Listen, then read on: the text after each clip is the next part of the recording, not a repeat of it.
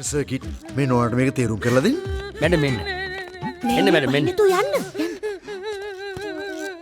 මේ ප්‍රේමලාල් මහත්තයාට හොඳට සල්ලි තියෙනවා. මෙයා මෙයාගෙන් මල්ලිගේ නම විකුණලා ලොකු වංචාවක් කළා. ඒක බේරගන්න කොළඹ ඉන්න ලොකුම පාතාල කල්ලියට කොන්ත්‍රාත් එකක් දුන්නා. ඊට පස්සේ ඒක අහුණා විතරයි මෙයාට කොලෙස්ටරෝල් වැඩි වුණා. මැරෙයිද පුතේ? මැරෙන එකක් නෑ. අපි ඒක පාලනය කළා. ඊපු ගාන හරියට තියෙනවනේ. ලක්ෂ 30ක්ම තියෙනවා බුදු මහත්තයෝ. හරි ඔහම කට වහගෙන ඉන්නවා. වාහනේට ගිහලා ඉන්නවා. මම මහත්තයා වන්න. කරදරයක් කරන්න නැතුව ඉක්මනට එවන්න මම මොන කරදර කරන්න දෙනා කියන්නේ. මේ ළමයා මේ ඇඳේ මේ හිටියා නේද ගිය අවුරුද්දේ මේ ඇඳුම මැඳගෙන. තාම සනීප නැද්ද? මම හිටියේ.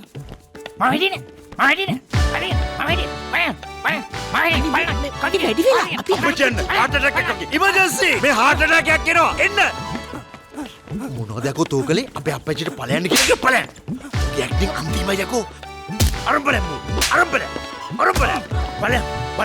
බලපන් බුගේ ඇක්ටිං මේ බලපන් කොච්චර නැචරල් ඇක්ටිං එකද ඒ ප්‍රේමලාල් නැගිටපන්